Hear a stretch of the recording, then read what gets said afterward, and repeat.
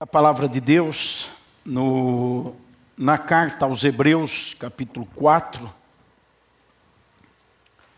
eu vou ler um versículo e usar outros desse texto para falar com vocês sobre batalha espiritual. Salientar aos irmãos que viram o evangelista Edson Teixeira nesse último vídeo. Para quem não sabe, ele é membro aqui da nossa igreja. Está muito pouco nos cultos aqui. Domingo passado ele estava presente, porque tem um ministério de 30 anos já na itinerância. Existem pessoas que fazem ministério itinerante por algumas semanas ou meses, ou 2 anos. Mas a vida dele é um ministério itinerante. E isso já o levou a dezenas de nações e a plantar muitos trabalhos missionários como esses que vocês viram hoje em várias partes do mundo. Primeiro contato, hoje eu sou diretor na Índia, das 54 igrejas na Índia. Eu idealizei um projeto na Índia 12 anos atrás. Mas o contato primeiro que tive com o pastor Peter, que hoje é o nosso diretor lá na Índia, que vai estar um mês que vem aqui com a gente, foi através do Edson Teixeira, que o conheceu primeiro e me apresentou. E através disso nasceu um relacionamento. Então, por aí vocês vão percebendo quanto que o Edson Teixeira tem feito em favor do reino de Deus, da expansão da obra de Deus na terra. Eu queria chamá-los para domingo que vem, estarem aqui, se possível, nos 2 cultos. Vamos ter uma formatação diferente domingo que vem. Não teremos os cultos como temos normalmente aos domingos. Nós trabalhamos com matemática. Eu não sei o que o Edson Teixeira vai pregar, mas há um mês passado eu tive com ele e nós combinamos fazer um domingo de consciência missionária, de consciência cristã aqui na igreja. E ele vai estar pregando nos 2 cultos. É um avivalista, um evangelista. Então eu queria convidar vocês para vir para o culto, para já começar a orar e pensar em alguém que você vai convidar para trazer no domingo de manhã, no domingo à noite da semana que vem. E o Edson Teixeira vai estar pregando pela manhã, vai estar pregando à noite. E teremos um fim de semana bem ativo e atípico também aqui na vida da nossa igreja. Depois eu falo um pouco mais sobre o fim de semana que vem.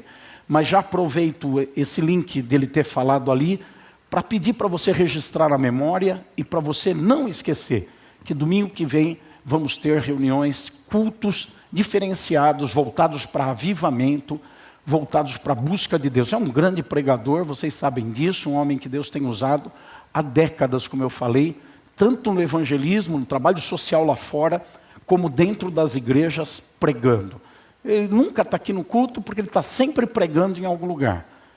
Às vezes viagens de 20, 30 dias em lugares muito difíceis, como na Ásia, por exemplo.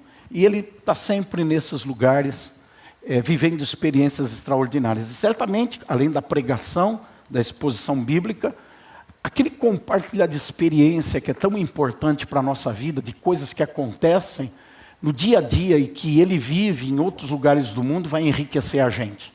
Então estejam aqui com bastante motivação no próximo domingo.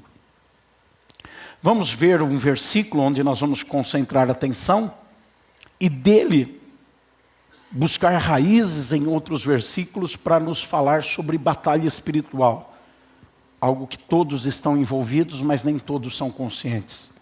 E que os reflexos da batalha espiritual acontecem no dia a dia da nossa vida, desde a hora que acordamos até a hora de dormir, e até enquanto estamos dormindo, a batalha espiritual está acontecendo e trazendo reflexos diretos na nossa vida. E nós podemos interferir nesses resultados. Nesse texto nós vamos buscar muitas coisas que vão nos ajudar. Versículo 12. Vou concentrar no 12, essa explanação. A leitura, pelo menos. Hebreus 4,12 diz: porque a palavra de Deus, não é qualquer palavra, é viva e eficaz, e mais cortante do que qualquer espada de 2 gumes, e penetra, e se aprofunda até o ponto de dividir alma e espírito. Chega em lugares que ninguém conhece, que a ciência não chega. Juntas e medulas. E é apta para julgar os pensamentos e propósitos do coração. Perceba antes da oração e antes de vocês sentarem, o tamanho dessa vida e dessa eficácia da palavra de Deus. Só nesse texto a gente percebe que pela operação dela, há uma ação na divisão da alma e do espírito. Vamos falar sobre isso daqui a pouco. Há uma penetração nas juntas e medulas, também vamos falar sobre isso.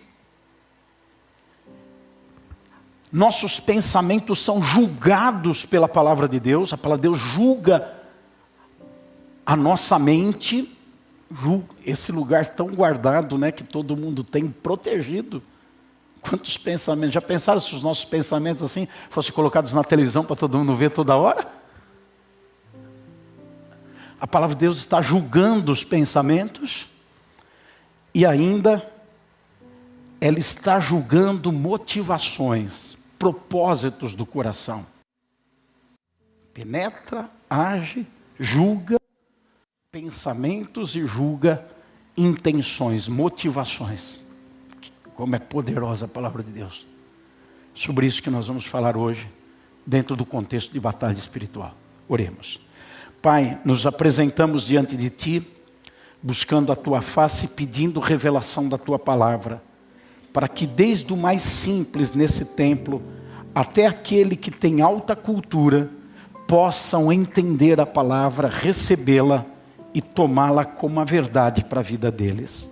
Nós oramos e eu me coloco diante de Ti como canal para transmitir a palavra, reconhecendo dependência do Espírito Santo, reconhecendo insuficiência humana em mim, para esse momento tão importante, tão decisivo na vida das pessoas, que é o momento de receber a palavra do Senhor. Em nome de Jesus, Pai, muito obrigado. Amém. Amém. Podem tomar o seu lugar, e eu sei que eu posso contar com a atenção tua, porque é muito importante a atenção para poder receber a palavra de Deus. A palavra de Deus, ela é tudo isso que eu falei e muito mais. E ela faz muito mais do que tudo isso que eu falei. Mas ela não faz se nós não permitirmos. Temos o costume de pensar que Deus, na sua soberania, faz o que Ele bem quer. E é verdade, não está errado de pensar isso, porque Deus é soberano. Só que na sua soberania, Deus decidiu fazer algumas coisas mediante o consentimento da vontade humana. Ele pode fazer tudo, mas algumas coisas Ele decidiu fazer somente se a pessoa cooperar. Então, por mais que a palavra de Deus tenha o poder de fazer tudo isso, e muito mais, ela só realiza quando uma pessoa se abre a ela, e permite e deseja que a palavra de Deus cumpra na vida dela o que ela se propõe fazer. E é evidente que esse desejar, ele não é retórico, não é um desejar de abrir a boca e dizer eu quero. É um desejar comportamental. É um desejo expresso em posicionamento diante do que Deus fala na sua palavra. É um desejo que nós podemos expressar sim e dizer eu quero que a palavra de Deus entre na minha vida. Mas se isso não for seguido de uma atitude, de um comportamento, de um posicionamento, nosso desejo não tem poder nenhum. E a palavra de Deus só vai cumprir os seus propósitos na vida daquele que crer. Naquele que crer a ponto de aceitá-la na sua vida como o leme que vai conduzir a sua embarcação, que vai conduzir a sua vida, usando do louvor que cantamos e a Thalita falou sobre o cabo da nau. Quando nós soltamos o cabo, não ficamos à deriva, mas deixamos que alguém tome posse desse cabo da nau, tome posse desse leme, para conduzir nossa vida. E é o próprio Deus que faz isso por meio da sua palavra. Então é mediante essa colocação nossa em relação à palavra de Deus, que a palavra de Deus vai cumprir o que ela pode fazer. A Bíblia fala tanto sobre ela mesma e sobre o poder dela. Ela fala tanto sobre as suas realizações. E é tão triste ver que muitas pessoas não vivem nenhuma parte desse tanto que Deus fala na sua palavra, que a palavra dele faz na vida daquele que crê. Porque não se posicionam. Semana passada nós falamos sobre posicionamento na crise. Algo comum da nossa vida, que é a crise, e como nós temos que nos posicionar quando surgem as crises. Hoje, linkado com essa mensagem, nós vamos falar sobre nós estarmos no fronte da batalha espiritual. Nos posicionarmos no pelotão da frente da batalha espiritual. Naquela turma que está ali na frente e que ela abre caminho. Naquela turma que na batalha, na luta, é aquela turma que se posiciona como aquele que ataca o inimigo e que defende os seus. Que ataca o adversário e ao mesmo tempo protege os que vêm atrás de si. Nós vamos falar sobre o posicionamento dessa forma na batalha espiritual. Num tempo muito difícil, de gente acovardada, de gente medrosa, de gente que perdeu a proatividade. A televisão ensinou a gente a isso, os recursos da modernidade levaram a gente a isso, a sermos espectadores, assistentes, torcedores, e não realizadores da obra, ativos, nos posicionando, dizendo eu vou fazer, eu vou tomar a frente das coisas. E nós temos herdado isso de uma forma até mesmo não intencional, mas temos recebido isso na nossa vida. E as nossas atitudes vão sendo modeladas de cruzarmos os braços diante dos conflitos, das situações, de aquietarmos e pensarmos, deixa Deus fazer, deixa outros fazerem, e não dizer, sou eu sou o cara, eu é que tenho que me colocar, eu é que tenho que agir, eu é que tenho que resolver esse problema, eu que tenho que avançar nessa conquista, eu é que tenho que enfrentar essa dificuldade, eu é que tenho que agir. Outro dia eu preguei aqui, ficou marcado na minha mente, as mensagens que eu prego marcam primeiro em mim, antes de marcar em vocês. Eu preguei aqui que muitas pessoas se escondem atrás da oração. Coisas que elas têm que fazer e ficam lá, Deus faz, Deus age, Deus resolve, Deus cuida, Deus move, Deus... Como se Deus tivesse que fazer tudo e a gente está aqui só recebendo o bem ou o mal, independente do que nós fazemos. E deixamos de ser ativos, de fazer as coisas. E a oração acaba sendo prejudicial, porque se transforma num amuleto, em vez de uma ação confiante em Deus, pedindo força e depois tendo energia para agir, para ser ativo. Então, essas pessoas que não agem, apenas oram, elas não se colocam numa fronte de batalha. Elas acham que a oração é a fronte de batalha, mas o fronte de batalha, esse pelotão da frente, ele ora sim, ele busca Deus sim, mas ele tem ação, ele tem prática. Vamos falar sobre isso olhando para esse texto. Quero chamar a atenção de vocês para o versículo que introduz o texto que nós lemos. Versículo 11. Capítulo 4, versículo 11 diz: esforcemo-nos por entrar naquele descanso. Vocês conseguem entender a situação paradoxal que acontece aqui? Se esforce para entrar no... Espera aí, vamos lá? Se esforce para entrar no... Somente as meninas bonitas, vamos lá. Se esforce para entrar no... Foi você que disse que você é feia, você que ficou quieta, tá? Não fui eu. Tá bom? Agora uma chance para os homens fortes, viris, homem de verdade, tá? Vamos lá, se esforce para entrar no... Quem não falou é você que está se enquadrando de outra forma. Se esforce para entrar no descanso. Espera aí. Se esforça para descansar? É isso que está dizendo o texto? É exatamente isso. É exatamente isso. Se esforça para descansar.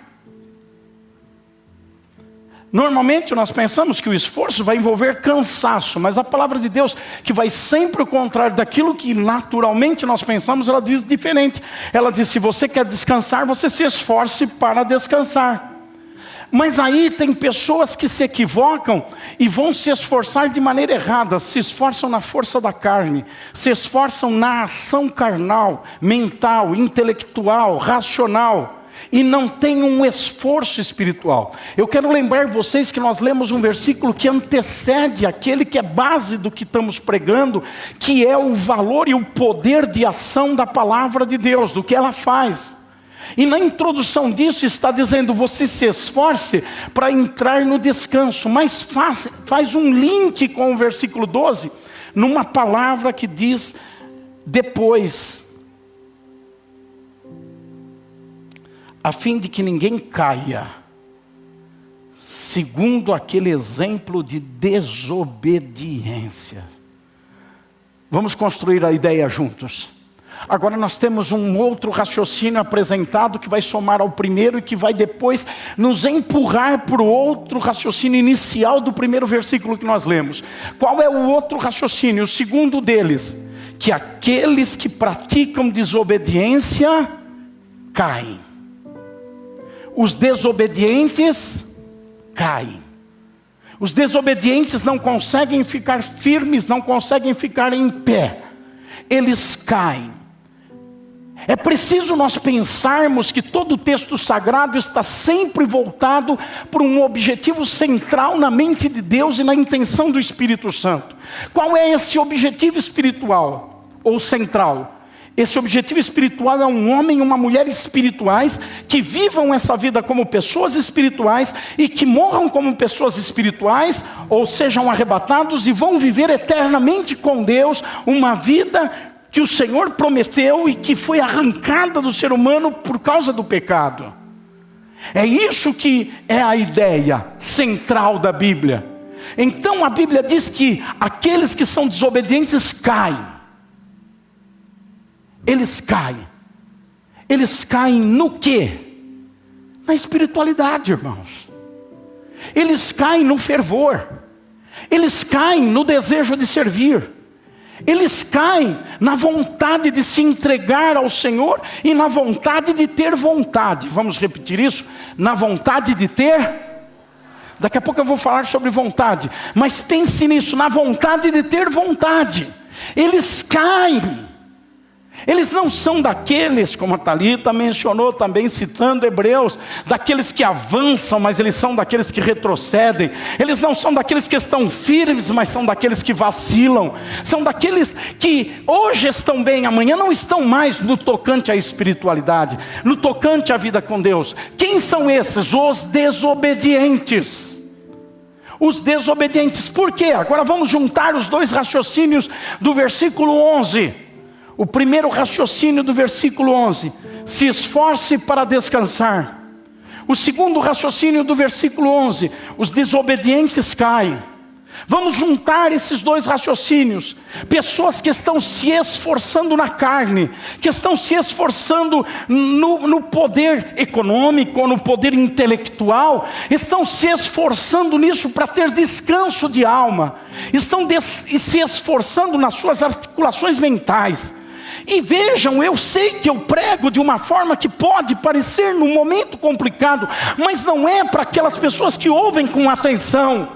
Essas coisas que eu estou falando são do dia a dia. Na hora de tomar uma simples decisão: eu me levanto hoje e vou para um culto adorar a Deus, ou eu fico em casa num dia frio, num dia que tenho um problema, que eu estou gripado ou resfriado.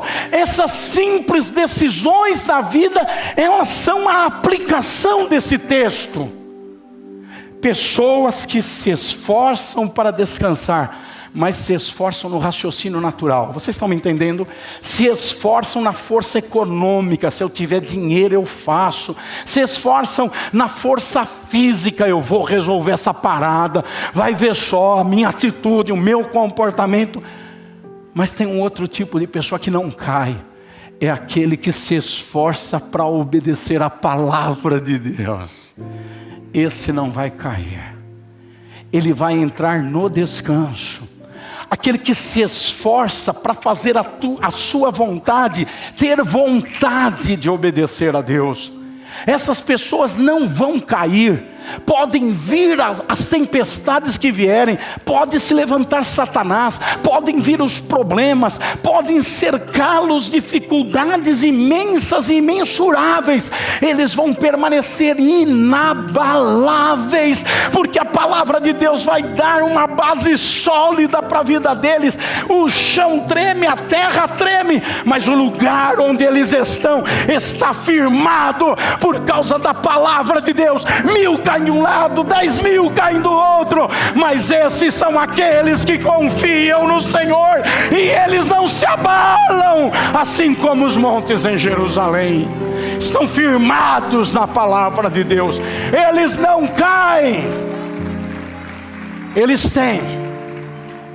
Eles têm problemas, lutas, dificuldades, conflitos, fragilidades pessoais, como todo mundo tem. Mas eles não estão se esforçando na força da carne. Eles não estão se esforçando nas capacidades humanas. Eles não buscam alívio das suas dores, conflitos e problemas naquilo que a capacidade humana pode fazer. Eles acreditam no que a palavra de Deus pode fazer. Eles não tomam decisões corriqueiras como a que eu citei e tantas outras. No dia a dia da sua vida, eles não tomam decisões na força da carne.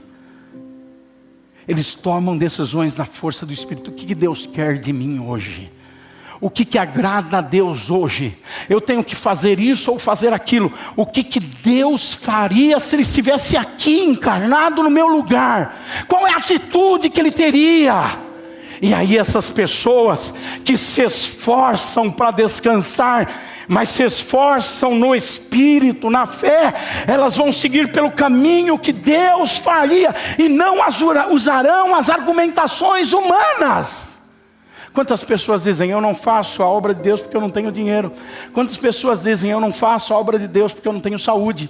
Quantas pessoas fazem a mesma coisa em relação a tempo? Eu não tenho tempo, por isso que eu não faço a obra de Deus. Eu tenho filhos pequenos, eu tenho pais velhos, eu tenho os problemas em casa, eu tenho isso, e não fazem o que devem fazer.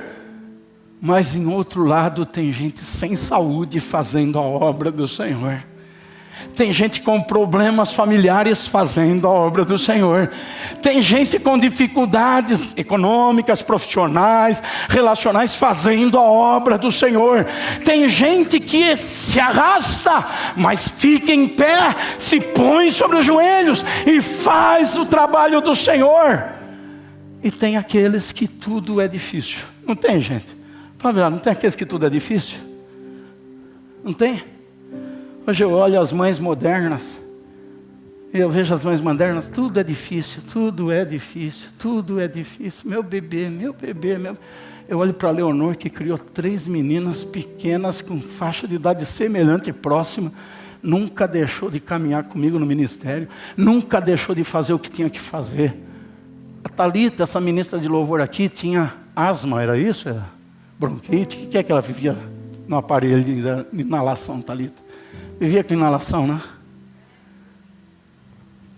E a Thalita estava com a gente nas viagens, nos cultos, era bebê. E ela, Leonor, lá carregando. Hoje é tudo tão difícil. Hoje o bebê faz 6 meses de quarentena por causa do meu bebê. 6 meses não pode sair de casa. 6 meses não pode fazer nada. Estão confiando na carne, não confiam num Deus que protege, num Deus que guarda, num Deus que cuida. Quer entrar no descanso e ter soluções dos seus problemas? Não vá na força da carne, vá na força da palavra de Deus. O que Deus diz que você tem que fazer, como você tem que ocupar o tempo, como você tem que gastar dinheiro, como que você tem que resolver a situação. Vá na força da palavra de Deus. Esses é que entrarão no descanso. Vamos voltar aos 2 versículos agora. Portanto, esforcemo-nos por entrar naquele descanso a fim de que ninguém caia, segundo aquele exemplo de desobediência. Mais em cima, eu não vou ler, mas vocês vão perceber que está falando da história de Israel e de um povo que foi desobediente e por isso caíram. E é por isso que diz assim, segundo aquele exemplo de desobediência.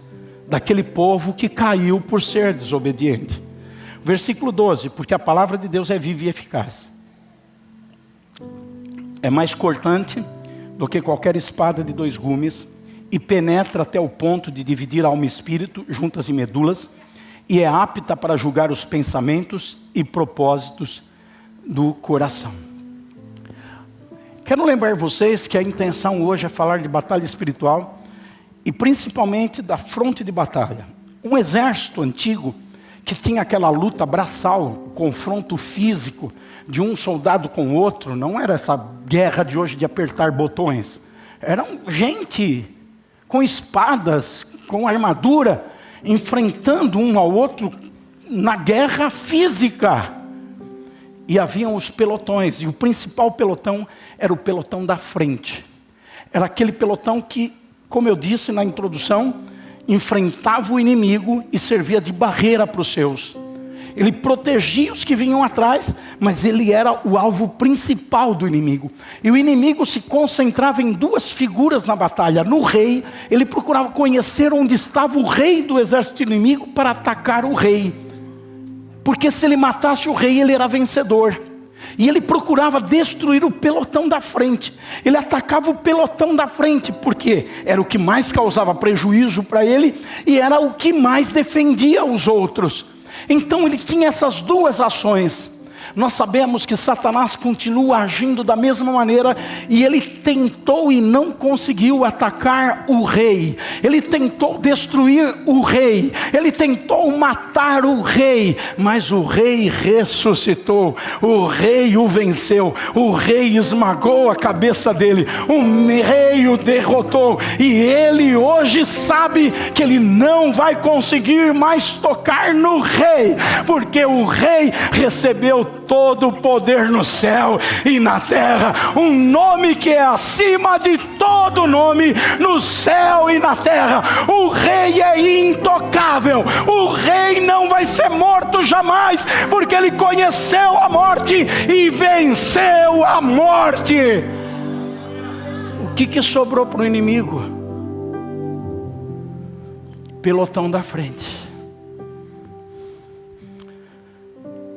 Agora, onde ele concentra as suas forças? No pelotão da frente. Ele sabe que se ele destruir quem está no pelotão da frente, primeiro, ele tem menos ataques. Porque quem está no pelotão da frente é aquela gente que não se mostra frouxa no dia da dificuldade. Provérbios 27, versículo 24. Se eu não me engano, eu acho que eu tenho aqui anotado em algum lugar. Não, Provérbios 24, versículo 10. Se você se mostrar frouxo, fraco na hora da dificuldade, cada vez você vai ficando mais fraco. Cada vez as dificuldades vão sendo maiores para a sua vida. Satanás sabe que quem está no pelotão da frente é aqueles que na dificuldade não são frouxos. Essa é uma palavra bíblica, está escrito assim em alguma versão. Não são aquelas pessoas mole, não são aquelas pessoas fáceis de se dobrar, aquelas pessoas que o que tem que fazer não fazem por qualquer motivo, e todo motivo é motivo para eles. Satanás sabe que aquele que permanece no pelotão da frente é aquele que pode ser atacado, agredido, ferido. Se ele cair, ele levanta. Se ele for ferido, ele se cura. Mas ele continua causando prejuízo para o inferno. E Deus te chamou para fazer parte do pelotão da frente. Deus chamou cada crente para fazer parte do pelotão da frente. Mas nem todos vão, porque o pelotão da frente são pessoas qualificadas, e elas se qualificam para isso. Não é o seguinte, Deus me qualifica para fazer parte, não. Quem faz parte do pelotão da frente toma posição no seu dia a dia, nas suas decisões, para fazer parte do pelotão da frente. Então o diabo sabe que se ele atacar o pelotão da frente e destruir o pelotão da frente, também os demais ficarão prejudicados. Os demais ficarão confundidos. Os demais ficarão fragilizados. Então hoje ele usa todas as suas forças contra o pelotão da frente. No pelotão da frente, aqueles que ali estão precisam ter resistência. Na verdade, eles precisam de 2 coisas para permanecerem no pelotão da frente. Eles precisam de um bom equipamento e eles precisam de habilidade para manusear esse bom equipamento. São duas coisas que eles precisam adquirir: o equipamento e a habilidade. Vamos pensar nos soldados da época em que o texto foi inspirado e escrito. Eles precisavam ter uma espada. Agora nós começamos a pensar aqui no versículo 12. Eles precisavam ter uma espada. E eles precisavam ter a espada mais poderosa que existia na época. A espada era uma das armas, se não a principal arma em batalha, junto com a lança ou com a seta. A espada era a arma da confrontação direta. Era com a espada que o soldado se defendia e atacava. A espada permitia que ele não se ferisse e ao mesmo tempo permitia que ele destruísse a força do inimigo e do adversário. E o soldado do pelotão da frente precisava ter uma boa espada, porque existiam vários tipos de espadas, tamanhos diferentes, e existia uma espada afiada dos dois lados. Uma espada que cortava para lá e quando voltava cortava. Mas ela não era só afiada, ela era resistente. Porque ela cortava para cá, cortava para lá, tinha duas lâminas, mas ao mesmo tempo ela era pontiaguda e forte. Então quando ela penetrava, ela ia até o profundo do ser daquele inimigo que foi penetrado. A espada boa, resistente, forte, inflexível na mão do soldado do fronte de batalha, era uma espada que cortava a pele, cortava a carne, cortava o osso, penetrava o osso e tocava naquela parte interior do osso. A parte interior do osso é a medula óssea, é uma parte flexível que está dentro do osso, protegida pelo osso. Mas a espada do soldado habilitado no fronte de batalha cortava tudo. Tinha umas espadas fraquinhas. Tinha espada que só feria a pele, a carne. A maioria das espadas não tocava, no osso parava. Quando tocava no osso parava. O osso era duro, o osso era difícil de ser penetrado. O corpo humano tem 206 ossos, um corpo humano adulto tem 206 ossos, e alguns, como que opera no crânio, são os ossos mais fortes. Eles se ajuntam, se comprimem, se defendem, e nada entra neles. São ossos duros de se penetrar, mas aquela espada do soldado do fronte de batalha, ela era uma espada forte, que penetrava até naquele osso mais duro, para tocar lá dentro no tutano, naquilo que estava no interior do osso, na medula. A medula normalmente chamada de tutano. Então era tocado lá no tutano, e ali a força do inimigo se esvaía por completo, acabava qualquer resistência. E aí vem o uso da palavra de Deus, fazendo analogia. A palavra de Deus é viva e eficaz e mais cortante. Não coloca no mesmo nível da espada do soldado do fronte de batalha. Coloca num nível superior. E diz: é mais cortante do que qualquer espada de dois gumes. A palavra é mais poderosa do que a melhor das espadas que o melhor exército romano da época tinha. É isso que diz. E ela vai lá, e ela penetra ao ponto de dividir alma e espírito, juntas e medula.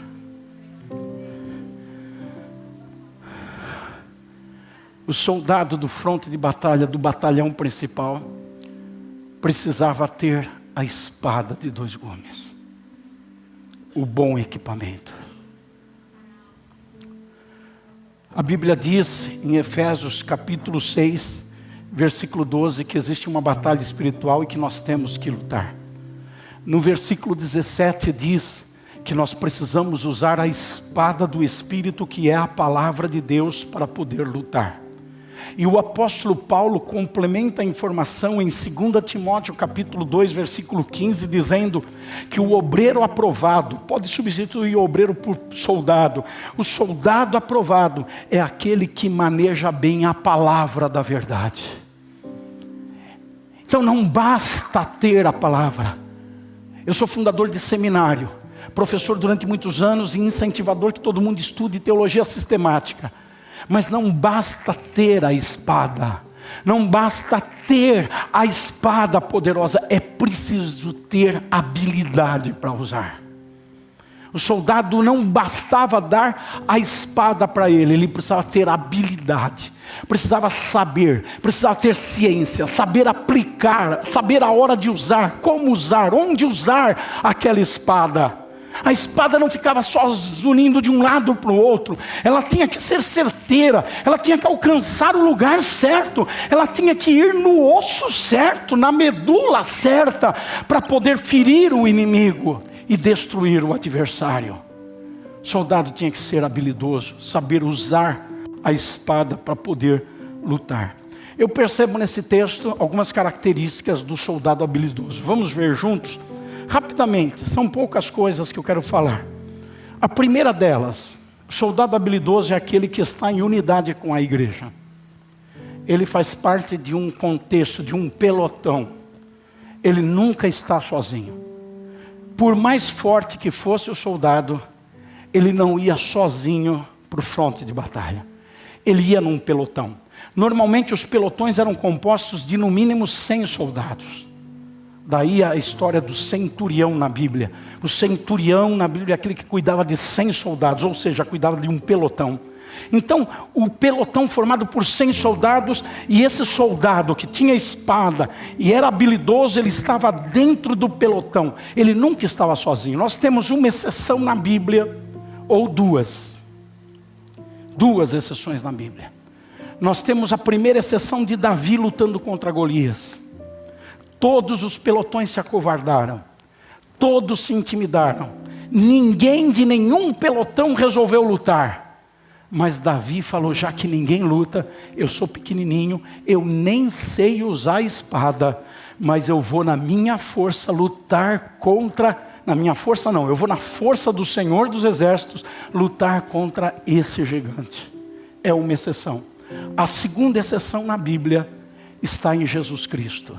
Ninguém conseguia vencer a fúria de Satanás e o poder do pecado. Mas o Verbo se fez carne e entre nós habitou. E nós vimos a glória do unigênito de Deus. E Jesus enfrentou sozinho o inferno, Satanás e o pecado e venceu. Fora essas exceções, todo o exército luta em unidade. Veja comigo o versículo 2 desse capítulo 4. Final do texto diz: a palavra que eles ouviram não lhes trouxe proveito, porque não foram unidos por meio da fé com aqueles que a ouviram. A palavra aí não tem efeito sobre um tipo de pessoa, aquele que não está em unidade, aquele que não está dentro do pelotão, é o que diz o texto. A palavra não teve valor nenhum na vida da pessoa. Por quê? Porque ela não estava unida com os que ouviram a palavra. Não estava em unidade de fé. Então a palavra não tem efeito. Você já ouviu alguma mensagem que pensou: a partir de hoje tudo vai mudar? Irmã, só entre nós aqui, você já ouviu uma mensagem que pensou: meu marido vai ser um anjo a partir de hoje? Você já pensou, irmã? E você, irmão, já pensou: aquela minha mulher vai ser legal? A partir dessa mensagem, as coisas vão mudar em casa. E você já percebeu que não mudou nada? Você já percebeu que não adiantou nada? Porque a palavra não tem efeito para aquele que está fora da unidade, daquele que não participa do pelotão. É o que diz o texto. Eles não estão em unidade porque não caminham juntos, não olham na mesma direção, não cooperam com o mesmo objetivo. E tem aqueles que, além de tudo isso, ainda causam divisões no exército. Ainda ficam com intrigas dentro do exército, ainda ficam com confusões dentro do exército. Sobre essas pessoas não existe poder à palavra, e esse não pode ser um soldado habilidoso. Vamos ver a segunda característica do soldado habilidoso. São aqueles que são sensíveis para ouvir. O versículo 7, ele diz assim: hoje, se ouvirem a sua voz, não endureçam o coração. A palavra não tem poder, não tem proveito para aquelas pessoas que são duras de coração.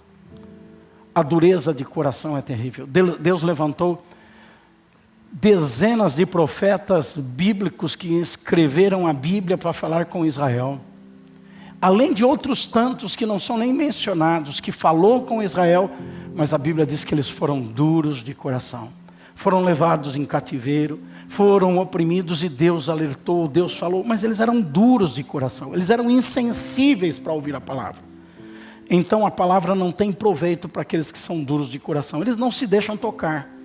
Quem é a pessoa dura de coração? É o que não se deixa tocar nas suas emoções e nas suas atitudes pela palavra de Deus. Eles podem ouvir, eles podem apreciar, eles podem dizer amém, é verdade, mas eles não são tocados emocionalmente, ao ponto de terem comportamentos, de terem atitudes, porque são duros de coração, criaram um coração de pedra. Terceiro tipo de característica do soldado habilidoso. São praticantes da palavra de Deus. O versículo 14 fala do alimento sólido, fazendo menção da palavra, que é para os adultos. Quem são esses adultos? São aqueles que pela prática, pela atitude, pelo comportamento, têm a sua ciência, suas faculdades exercitadas, para discernir o que é certo e para discernir o que é errado. Então eles sabem o que é certo, eles sabem o que é errado, e aí eles agem em direção a isso. Essas pessoas que são praticantes da palavra, são movidas pela palavra, porque elas têm vontade. Diga comigo, vontade. Fala para o seu irmão, você precisa ter vontade. Vontade para praticar a palavra. Elas têm vontade de praticar. Um teólogo, escritor, Gene Wilkes, no livro Último Degrau da Liderança, na página 17, ele escreve o seguinte sobre vontade, vou ler para vocês. A vontade é a parte da mente sobre a qual se tem controle e que permite obedecermos apesar de sentimentos e intuições. Muitas vezes você não pode dominar suas emoções, mas sempre pode dominar a sua vontade. Francamente, você já teve uma emoção contrária, quando, por exemplo, você foi enganado, foi iludido, ouviu uma mentira, você teve uma emoção ruim, e você já teve, confessa aí, vontade de apertar o pescoço de alguém? Você já teve vontade por causa daquela emoção? Tem uns caras que eu só vejo na televisão, e que Deus me guarde de encontrar eles na rua, porque eu tenho vontade de fazer algumas coisas, as minhas emoções são mexidas. Eu não tenho como controlar minhas emoções, mas eu tenho como controlar minha vontade. A vontade é a parte da nossa mente que nós temos domínio sobre ela. Nós temos poder sobre a vontade. Às vezes sentimos o que não queríamos sentir, até pensamos o que não queríamos pensar. Temos emoções que sabemos que não são corretas, e a gente vive assim, puxa, eu não consigo controlar isso. Mas a vontade pode controlar. A vontade é o que está em nossas mãos. A vontade é a nossa parte. A gente pode ter vontade para o bem, e a gente pode ter vontade para o mal. Como eu citei, a gente tem vontade às vezes para fazer alguma coisa má, mas nós temos o poder de controlar a vontade. Mas nós temos vontade de fazer coisas boas, e também temos poder de controlar a vontade. Há pessoas que se entregam à vontade, argumentando as suas emoções, os seus sentimentos, os seus pensamentos. Eu tenho vontade, e faz o que a vontade determina por causa da emoção, do sentimento, do pensamento. Mas você não controla essas coisas, porém a vontade, por mais que ela cresça em razão do que você sente, você tem poder de pôr freio nas vontades e não fazer o que quer. Você já teve vontade, no meio de uma dieta, de comer alguma coisa proibida? Você já teve vontade, e o que você fez? Comeu.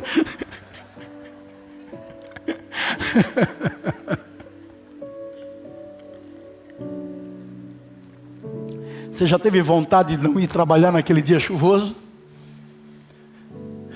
Você já teve vontade de não orar quando você tinha aquele compromisso de oração? Você já teve vontade de não ir no culto quando é o dia de ir para o culto?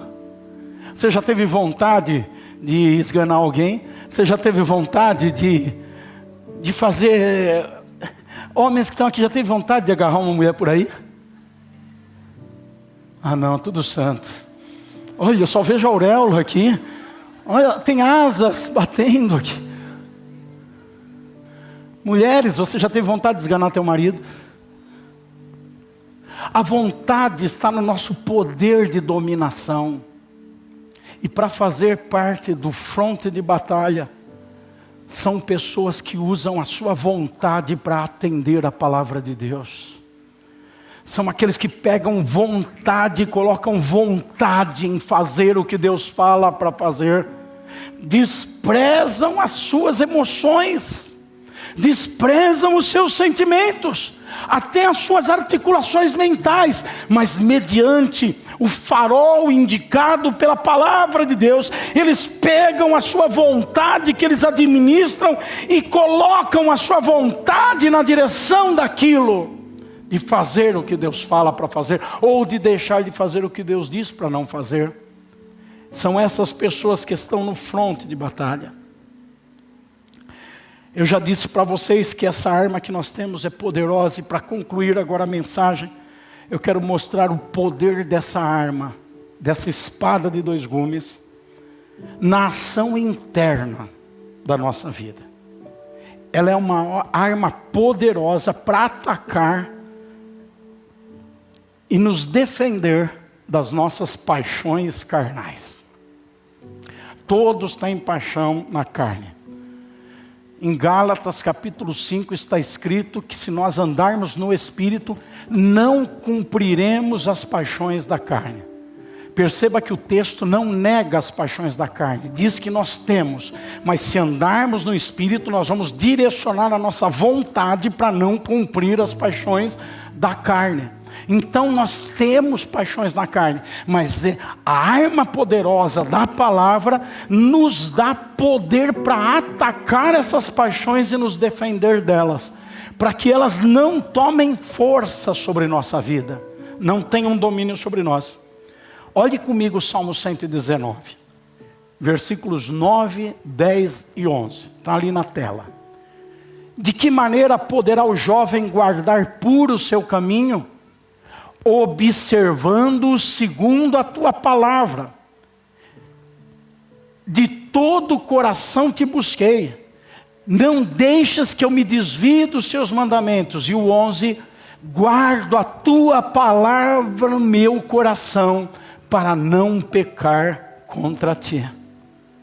Essa espada em nossa vida corta por dentro de nós as paixões, mesmo aquelas paixões mais duras, porque ela penetra o osso e mexe lá dentro na medula das nossas paixões, enraizadas em nós.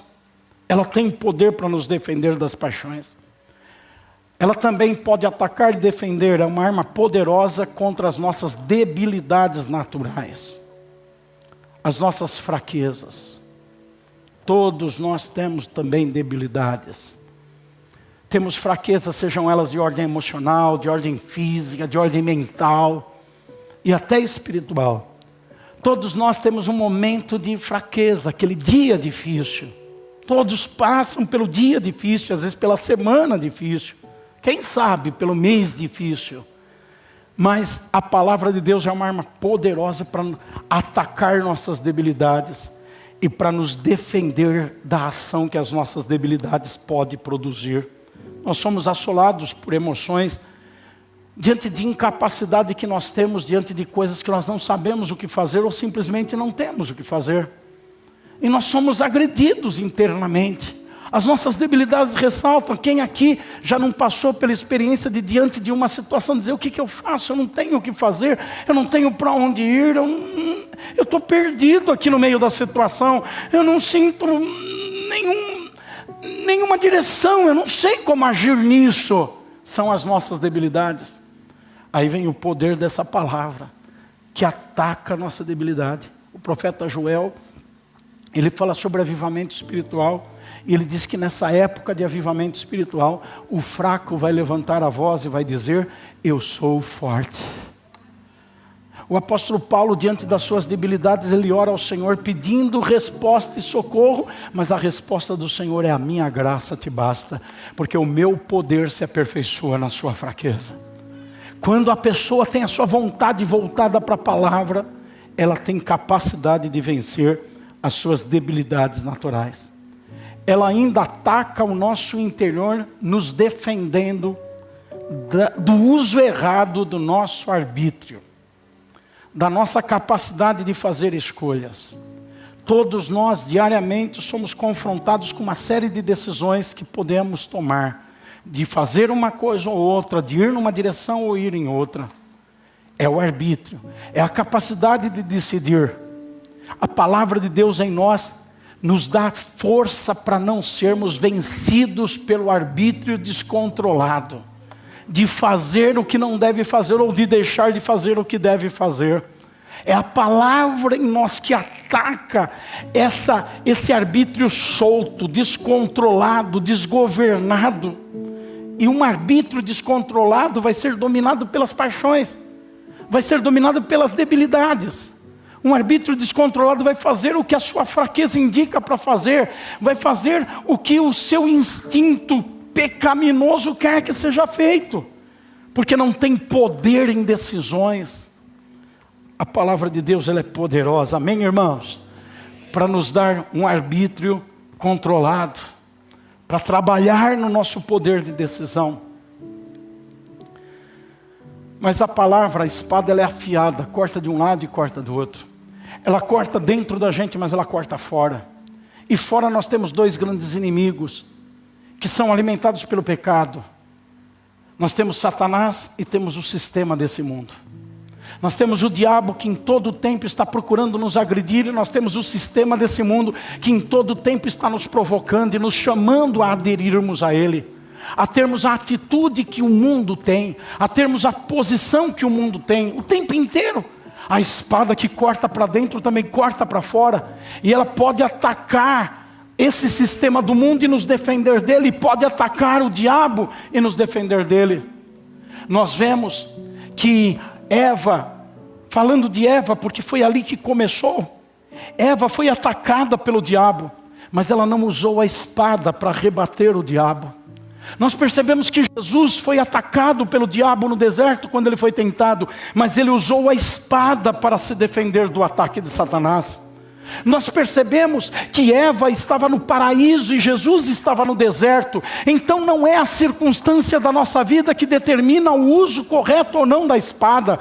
Eva tinha tudo para usar a espada, não tinha problemas nenhum. A vida dela estava em um mar de rosas, ela estava no paraíso, tinha um maridão chamado Adão, e ela estava vivendo bem e feliz e com tudo ao seu redor. Mas quando veio Satanás, ela não usou a espada. Jesus estava com fome, 40 dias no deserto, sem comer, sem beber, fragilizado fisicamente, sem forças para lutar. Mas quando o diabo apareceu, ele tinha a espada de 2 gumes nas suas mãos, mesmo na sua fragilidade, para lutar e se defender, para lutar e atacar o inimigo. E a Bíblia diz que o diabo fugiu dele, o diabo foi embora. Então não é uma questão de circunstância, não é não é um lugar, não é os problemas que cercam, é a habilidade de lutar com a palavra, é a capacidade de lutar com a arma certa. Também, Eva, quando o diabo a atacou, estava sozinha, e Jesus, quando foi atacado, estava sozinho. Eva não tinha Adão perto dela, não tinha nenhum leãozinho para defendê-la, não tinha nenhum outro animal para atacar a serpente, não tinha nada. Ela estava sozinha, um confronto tete a tete com o diabo. Mas Jesus também estava sozinho. Não tinha os apóstolos juntos, a mãe não estava junto, não tinha amigos, não tinha ninguém. Ele estava sozinho humanamente falando. Eva estava sozinha, Jesus estava sozinho, mas Eva não tinha habilidade para usar espada, Jesus tinha habilidade para usar espada. A grande diferença é usar ou não a espada. Todos os argumentos, ninguém me ajuda, ninguém me apoia, eu estou sozinho, eu caí porque ninguém estende a mão, eu caí porque ninguém entende, é tudo conversa furada, porque Jesus é o nosso modelo. Eva não é o nosso modelo, é Jesus que é o nosso modelo. Não seguimos Eva, seguimos ao Senhor Jesus Cristo. Ele estava sozinho e venceu o diabo. Você sozinho pode vencer Satanás, mas eu tenho uma boa, grande notícia: por mais que pareça que você está sozinho, você nunca fica sozinho. Jesus disse que está com você e o Espírito Santo habita em você. Então você pode resistir ao diabo e fazer o diabo fugir da sua vida. Basta saber usar a espada, basta ter habilidade para usar a espada, basta permitir que a espada corte você por dentro, porque não é espada de um gume só. Tem gente querendo lutar com o mundo com uma espada de um gume só. Vai espada, derrota o sistema. Vai espada, derrota Satanás. Só que a espada corta por fora, mas antes corta por dentro. A espada, que é a palavra de Deus, corta as suas paixões, corta as suas fraquezas e debilidades, corta as suas decisões erradas pelo arbítrio descontrolado na sua vida. Ela corta por dentro. E aquele que a palavra corta por dentro, a mesma palavra vai cortar por fora. Esse vai vencer o mundo. E a nossa vitória sobre o mundo é a nossa fé. E a nossa fé, ela veio pela palavra de Deus, que chegou ao nosso coração e à nossa vida. Essa mesma palavra vai vencer Satanás. E a Bíblia diz que a palavra venceu Satanás, que saiu da boca do Senhor aquela espada, Marlon, afiada, cortou Satanás em pedacinho. E vieram os anjos de Deus e serviram Jesus. É assim que acontece. O Senhor vai preparar anjos para servir a tua vida. Anjo às vezes com forma humana. Uma anja, um anjo, um anjinho, um anjão velho. Ele vai usar anjos para servir a sua vida. Quando a espada está nas tuas mãos, cortando de um lado para o outro, cortando por dentro, cortando por fora, perfurando a pele, perfurando a carne, perfurando o osso, tocando na medula, mexendo em tudo na sua vida, também vai mexer em tudo fora da sua vida. Quer vitória por fora? Tenha vitória por dentro. Quer derrotar os inimigos de fora? Derrote os inimigos de dentro. Quer ter a palavra de Deus se cumprindo na sua vida, na sua casa, na sua profissão, nas coisas que você faz? Tenha a palavra de Deus se cumprindo na tua alma, na divisão da alma e do espírito, mexendo com a tua alma, mexendo com o teu espírito. Se você tiver a palavra de Deus no seu interior, você terá a palavra de Deus no seu exterior também.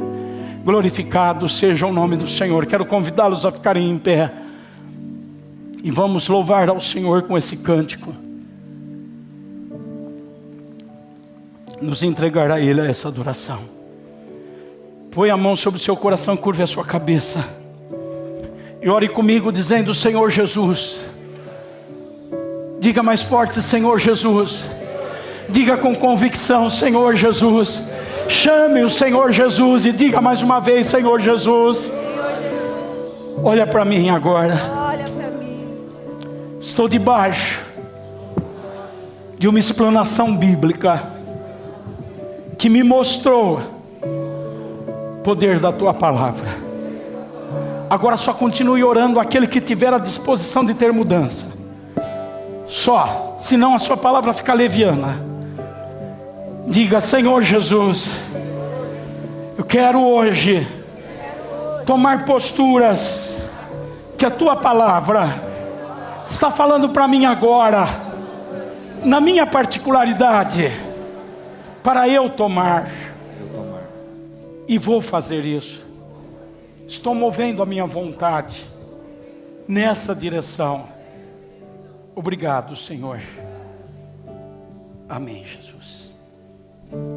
Quem aqui no nosso meio está precisando se reconciliar com Deus? Quem está precisando entregar-se a Jesus? Faz um sinal com a sua mão. Atrás, glória a Deus pela sua vida. Louvado seja o Senhor por você.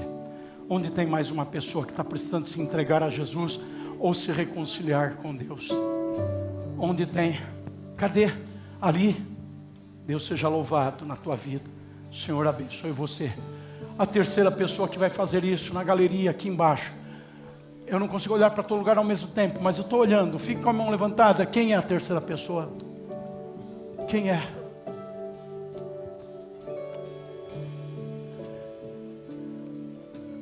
A palavra de Deus precisa cortar na sua vida, precisa mexer com você. Tem mais uma moça lá, uma irmã. Aleluia, outra. Glória a Deus. Quem mais? Deixa a palavra cortar, deixa a palavra dividir a alma e o espírito. A Bíblia diz que ela divide, ela mexe na divisão da alma e do espírito. A alma é a nossa consciência terrena. O espírito é a nossa consciência espiritual. O que significa isso? Quando a palavra toca na nossa alma, ela toca nas nossas emoções, ela toca no nosso sentimento, ela toca no nosso intelecto, ela toca na consciência da terra, das coisas que a gente usa neste mundo, para esse mundo. Mas a palavra não é só emotiva, não é só intelectual. Não, a palavra para mexer no nosso sentimento, a gente dizer gostei, não gostei, chorei, não chorei. Não, ela é uma palavra que vai na divisão da alma e do espírito. O espírito é a consciência das coisas espirituais. A palavra que mexe na alma, ela mexe no espírito. E diz para o pecador, se você morrer com esse pecado, você vai para o inferno. Você precisa reconhecer que Jesus é o teu Salvador, pedir perdão a Ele, se entregar para Ele. E a palavra tocou nesse espírito, e a pessoa passa a ter consciência das coisas espirituais. Quando toca no espírito de um crente que se afastou do Evangelho, a palavra mostra para ele, você não pode continuar vivendo desse jeito. Você não pode levar essa vida que você chama de espiritual, mas que é morta. Você não pode, você precisa mudar. Ela mexeu no espírito. Ela deu consciência das coisas espirituais. Diante disso eu pergunto para mais alguém: você foi tocado pela palavra? Ela está penetrando na tua alma, no teu espírito. Ela está mostrando que você precisa de Jesus Cristo como teu Senhor e Salvador. Alguém que não tenha levantado a mão até agora e tem essa consciência, faz esse gesto e levanta a sua mão. Faz. Tem mais gente aqui que precisa. Você também, querida. Glória a Deus. Tem mais gente aqui que precisa. Faz.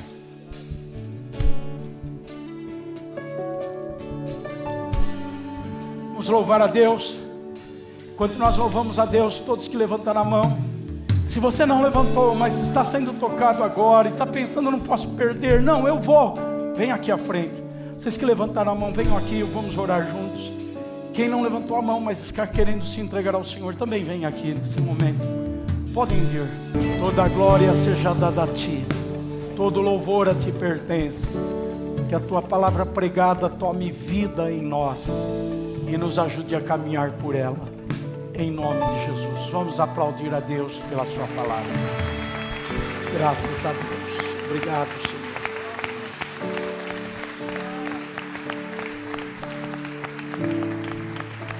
Graças a Deus. Levante as suas mãos. Senhor, eu te agradeço pela reunião de hoje e peço a tua bênção sobre todos os irmãos e que a tua paz acompanhe todos os teus filhos. Eu peço que o Senhor, com o seu amor, com a sua graça e com a sua paz, esteja consolando, dirigindo todas as pessoas que temem ao Senhor e buscam a tua presença aqui nesse templo e participam também do culto pela internet. Muito obrigado por tudo, Pai. Nós te louvamos e agradecemos em nome de Jesus. Amém, Senhor. Balance a sua mão comigo e diga: Paz do Senhor. Deus te abençoe e até logo mais à noite para quem voltar.